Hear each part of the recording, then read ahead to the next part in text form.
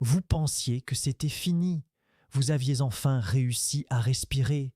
Le silence s'était installé. Puis un message, puis un souvenir partagé, puis un tu me manques. Et soudain, tout revient. Pas seulement la personne, l'émotion, l'espoir, la confusion.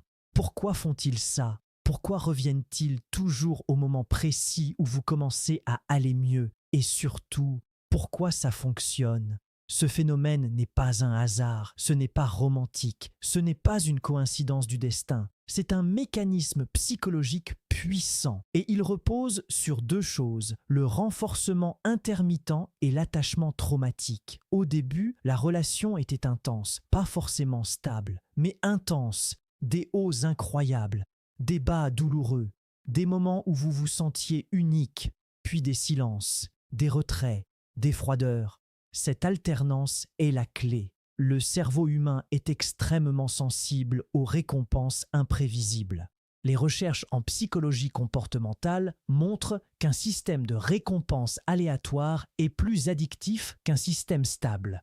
C'est exactement le principe des machines à sous. Vous ne gagnez pas à chaque fois, mais vous gagnez parfois. Et c'est cette incertitude qui crée la dépendance. Dans une relation instable, l'affection n'est pas constante, elle est intermittente. Un jour, vous êtes tout. Le lendemain, vous êtes ignoré. Puis soudain, vous redevenez indispensable. Ce schéma crée une activation intense du système dopaminergique. La dopamine n'est pas l'hormone du plaisir, c'est l'hormone de l'anticipation. Plus la récompense est incertaine, plus l'anticipation est forte. C'est pourquoi, paradoxalement, une relation instable peut sembler plus passionnelle qu'une relation saine. Ce n'est pas plus profond, c'est plus stimulant neurologiquement. Et lorsque la relation se termine, le cerveau ne traite pas simplement une séparation.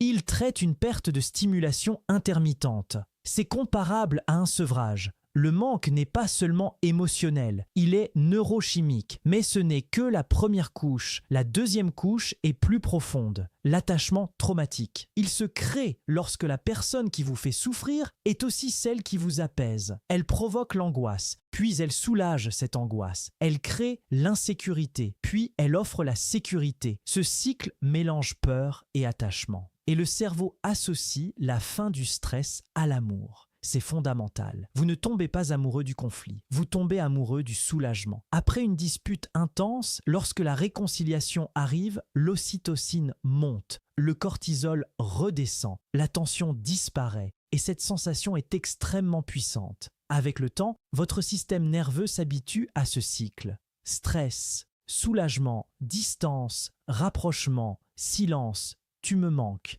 Alors quand la rupture arrive, ce cycle ne disparaît pas, il est interrompu et l'interruption crée un vide. C'est là que le manipulateur revient. Pourquoi? Parce que lui aussi comprend le cycle, parfois consciemment, parfois intuitivement. Il sait que le silence crée le manque. Il sait que l'absence augmente la valeur perçue. Il sait que l'incertitude vous maintient attaché. Alors, il attend. Il attend que votre système nerveux se calme. Il attend que vous repreniez un peu de stabilité. Puis, il réactive le lien, un message neutre, pas dramatique, juste assez pour rouvrir la boucle. Je pensais à toi. J'espère que tu vas bien. Tu me manques. Et votre cerveau réagit immédiatement parce que le circuit n'a jamais été vraiment désactivé. Beaucoup de personnes pensent que si quelqu'un revient, c'est la preuve qu'il tient à vous. Mais revenir n'est pas la preuve d'un attachement sain. Revenir peut être la preuve d'un besoin de contrôle. Dans les dynamiques manipulatoires, la rupture n'est pas toujours une fin. C'est une pause stratégique. La distance sert à réinitialiser la valeur. Lorsque vous commencez à reprendre confiance, à vous détacher, à reconstruire votre autonomie, vous redevenez moins accessible et, paradoxalement, plus désirable dans la dynamique de pouvoir. Il revient pour vérifier, pour voir si la porte est encore ouverte. Et si elle l'est, même légèrement, le cycle recommence. Pourquoi est-ce si difficile de résister? Parce que l'attachement traumatique crée une illusion très puissante. L'idée que la relation était unique. Les hauts était intense, les connexions semblaient profondes, les conversations nocturnes semblaient rares. Mais ce que vous ressentez n'est pas seulement de l'amour, c'est la mémoire d'une intensité. Le cerveau confond intensité et profondeur. Une relation saine peut sembler moins spectaculaire, moins dramatique, moins addictive, mais plus stable. Et lorsqu'une personne manipulatrice revient, elle ne revient pas avec un plan de réparation, elle revient avec une activation émotionnelle. Elle sait réactiver les souvenirs forts, elle évite de parler des causes de la rupture, elle revient sur les moments magiques. C'est une stratégie de réactivation, pas de transformation. Un autre élément joue un rôle crucial, l'ego.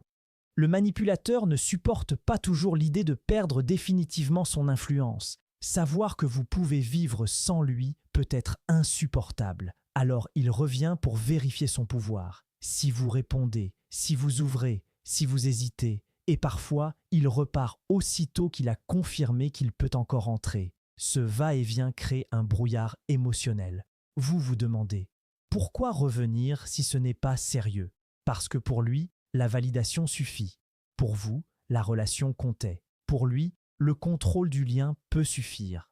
Mais attention, tout retour n'est pas manipulation. Certaines personnes reviennent avec une réelle prise de conscience. La différence se voit dans les actes. Un retour sain inclut reconnaissance claire des erreurs, responsabilité assumée, changement concret et observable cohérence dans la durée. Un retour manipulatoire inclut nostalgie sélective, absence d'autocritique, intensité rapide, promesses floues, pression émotionnelle et surtout la répétition du même schéma. La question la plus importante n'est pas « Pourquoi revient-il ?» La vraie question est « Pourquoi est-ce que ça me bouleverse autant ?» Parce que ce bouleversement révèle que le cycle n'était pas clos intérieurement. Il révèle un attachement non résolu. Il révèle peut-être un besoin plus ancien que la relation elle-même. Parfois, ces relations réactivent des blessures d'enfance. L'imprévisibilité, le besoin de validation, la peur d'être abandonné. Lorsque le manipulateur revient, il ne revient pas seulement vers vous.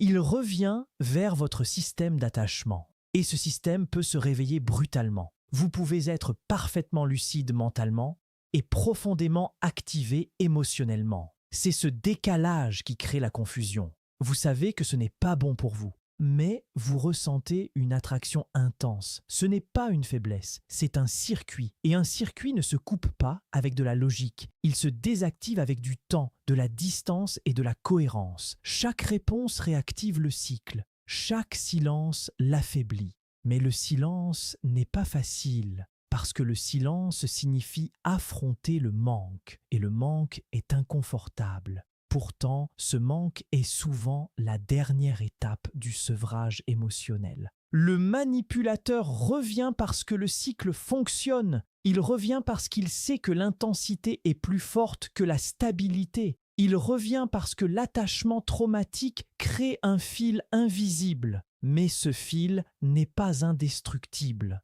Il est conditionné, et ce qui est conditionné peut être déconstruit. La vraie liberté n'est pas de ne plus ressentir, c'est de comprendre ce que vous ressentez. La prochaine fois qu'un message arrive, la prochaine fois qu'un « tu me manques » apparaît, peut-être que la question ne sera plus « est-ce qu'il tient à moi ?» mais plutôt « est-ce que je suis en train de retomber dans un cycle ou est-ce que quelque chose a réellement changé ?» Parce que revenir est facile, changer est rare, et ce n'est pas le retour qui compte, c'est ce qui se passe après.